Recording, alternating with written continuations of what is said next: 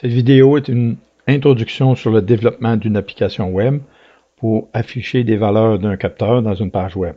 Les technologies utilisées sont le Pi0W, Nginx pour le serveur de fichiers, Node-RED pour la saisie des valeurs des capteurs, WebSocket pour la communication entre Node-RED et les pages web, Bootstrap pour styliser le contenu web de façon à le rendre un peu plus joli. On va voir aussi comment utiliser le débogueur du furteur pour suivre et dépanner le code.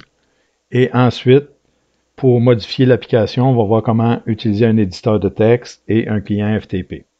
Pour le flow, il faut démarrer Node-RED à l'adresse du Pi0. Donc ici, on voit que je suis connecté USB on the go. Et je vais importer un nouveau flow. Import, on va sélectionner un fichier.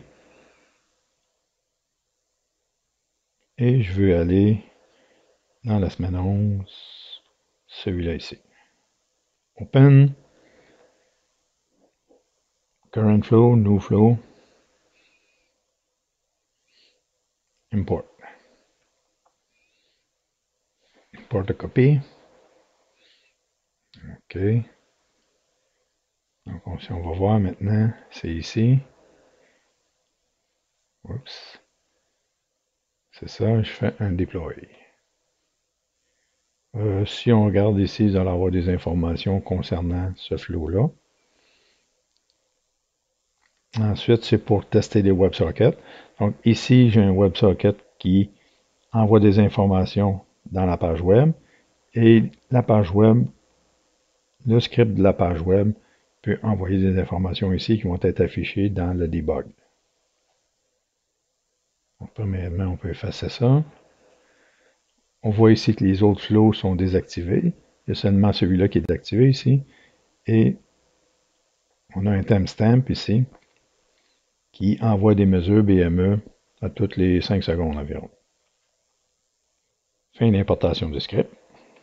Donc ça, ces files-là, c'est un client FTP qui va nous permettre de transférer des fichiers à partir de l'ordinateur sur le Pi0.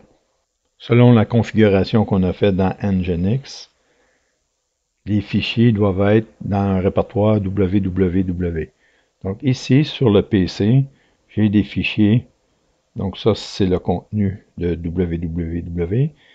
Donc ce sont les fichiers de départ qu'on va tester pour notre première application web. Donc je fais tout simplement draguer ça ici. Si votre dossier www existe, à ce moment-là, vous pouvez simplement sélectionner les fichiers que vous voulez transférer et les glisser de ce côté-ci. Donc maintenant, si je regarde, après un certain temps, les fichiers sont téléchargés.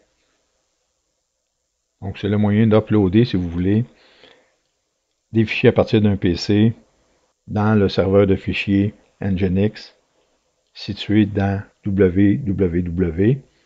Et ça, si on regarde sur le Pi0, c'est situé dans MNT, DATPy, User Data.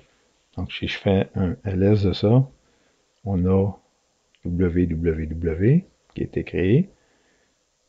Fait que si je fais un CD à cet endroit-là, que je fais un ls, je vois que mes fichiers sont là. Maintenant, on va voir l'application qu'on a téléchargée. Elle est située à l'adresse de base. C'est là qu'est le serveur de fichier Nginx. Donc, à l'adresse de base, le serveur sert un fichier qui s'appelle index.html, mais comme on n'en a pas de index.html, il nous retourne une erreur. On va demander de servir ce fichier-là ici à la place. Donc, on a tout simplement à ajouter une barre et le nom du fichier qui s'appelle testwebsocket.html. Donc, vous pouvez le rentrer dans la barre ici. Et on voit maintenant qu'on a des valeurs qui s'affichent. Donc, si je touche au capteur ici, la température devrait augmenter un peu. Voilà. Donc, On va voir les communications maintenant. Donc, souris droite dans l'écran, inspect éléments, nous permet d'arriver dans le débugger. Donc, pour l'instant, ici, j'ai des points d'arrêt. Je peux les enlever, comme ça, comme ça.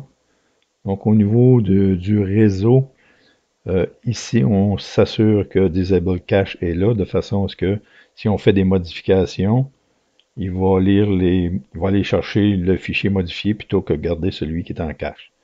Donc, si je demande une page ici, il va chercher les fichiers. OK, on a comment ça a pris de temps. On peut voir un peu plus de détails aussi, qu'est-ce qui se passe, mais pour l'instant, ce qui nous intéresse, c'est de voir dans la console, on voit ici qu'on reçoit des messages. Le message qu'on reçoit, c'est time, la température, T, P, voilà. Et ces valeurs-là proviennent, que je vais dans le debug, dans le test WebSocket ici, on voit que ce sont ces informations-là qui sont transmises par le WebSocket. C'est indiqué ici que c'est connecté. Donc, on va voir comment la communication WebSocket fonctionne. Je retourne dans le serveur, dans l'application, si vous voulez, et je peux aller au niveau de la source ici, aller mettre un point d'arrêt ici. Donc, si je mets un point d'arrêt ici, on a les événements ou les fonctions qui sont appelées lorsque le WebSocket ouvre, lorsque le WebSocket ferme, lorsqu'il y a une erreur WebSocket, lorsqu'on reçoit des messages. Donc, le traitement des messages reçus est ici. Donc, au début, lorsqu'on va ouvrir un WebSocket, donc, on veut ouvrir une communication WebSocket avec le port 1880 qui se trouve être Node-RED. OK? Et ça va être l'objet WS. Et ensuite de ça, WS a des événements et des propriétés qu'on peut utiliser. Donc, si je demande de rafraîchir ici, il arrête au breakpoint. Donc, si je vais voir dans la console, au niveau de la console, c'est marqué Connected. Donc, au niveau de la source, bien sûr, je suis allé, c'est ce fichier-là ici. Donc, si vous faites source, vous cliquez sur .js pour voir le fichier script. Le fichier script va modifier la page HTML, qui est cette page-là. Donc, pour l'instant, on a un log. Et puis, si je vais au niveau de Node-RED, on n'a pas encore reçu de message. Donc, si je vais dans Node-RED, il continue à envoyer des messages ici. Et parce que c'est son flow.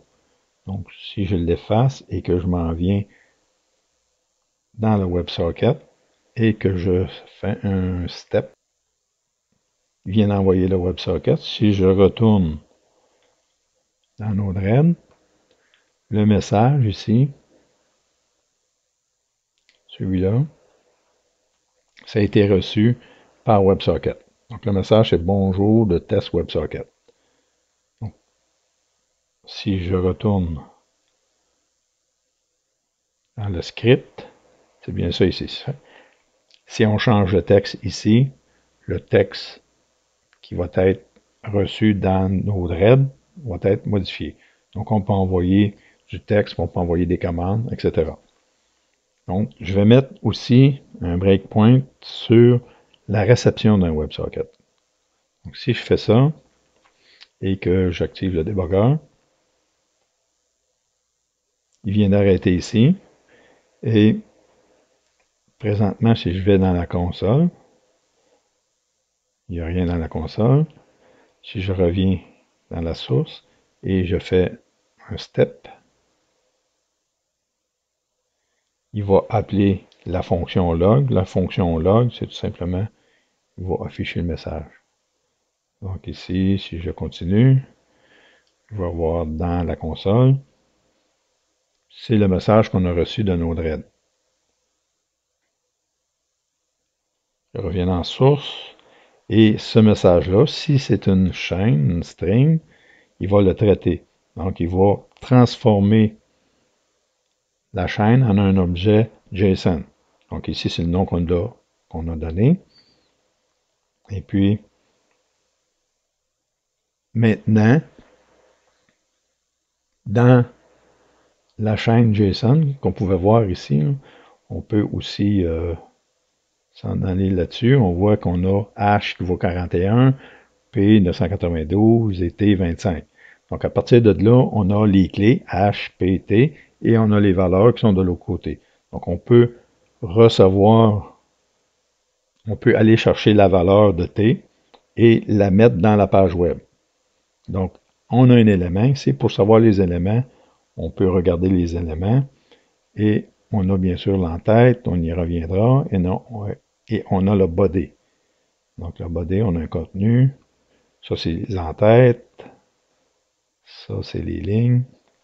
Si on regarde ça, on peut exploser un peu, et c'est celui-là ici. Donc lui est composé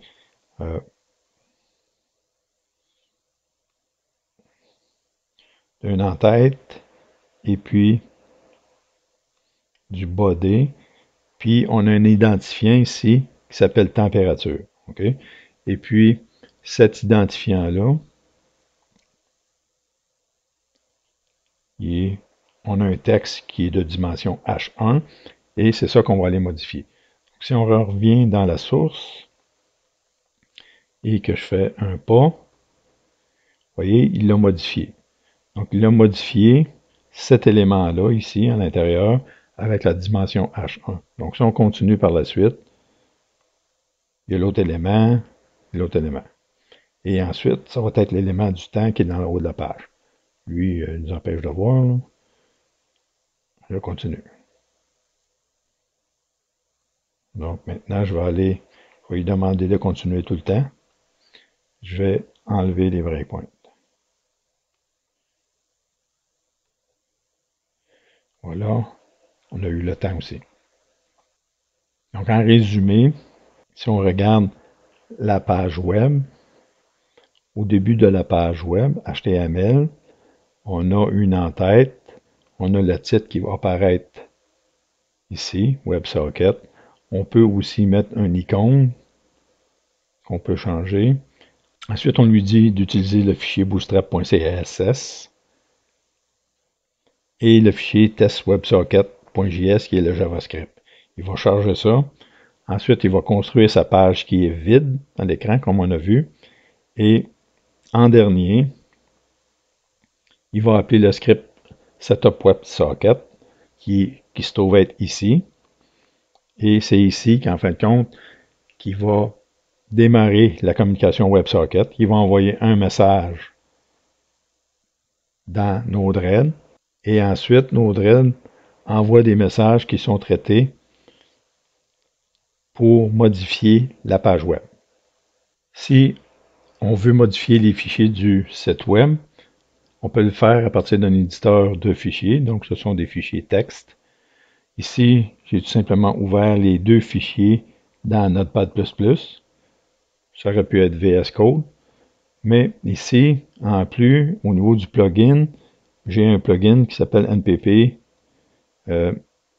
FTP. Donc, quand on active ça, c'est la barre qui s'active ici.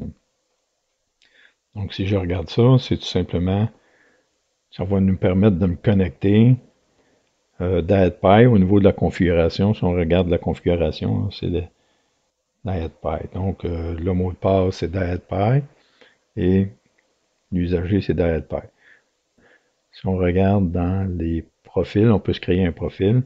Et DietPy, c'est l'adresse du Pi0. C'est un FTP, la port 21. Le username, c'est ça. Et le mot de passe, c'est DietPy aussi. Il prend un certain temps à télécharger. Il a pris le fichier sur le site web, dans le dossier www, puis il m'a l'emmené dans Notepad. Maintenant, je peux changer quelque chose à l'intérieur et retourner ça sur le site web. Donc, pour faire ça, par exemple, ici, au lieu de timestamp, ici, qui est le texte, au niveau du bouton, je vais marquer tout simplement date. Ici, au lieu de température, il faut marquer Température maison, tiens. Ça ici, c'est degrés. C'est le symbole de degré. Température de degré de maison. Si je fais un save, il envoie ça sur la page. Vous voyez, c'est sauvé. Si je reviens sur le site web, donc dans le furteur, ici, on a la température. Donc, si je demande de mettre ça à jour, vous voyez, j'ai changé ça ici. Donc, il y a moyen de modifier le contenu de la page web en utilisant un éditeur de fichiers et le serveur FTP pour retourner ça sur le site.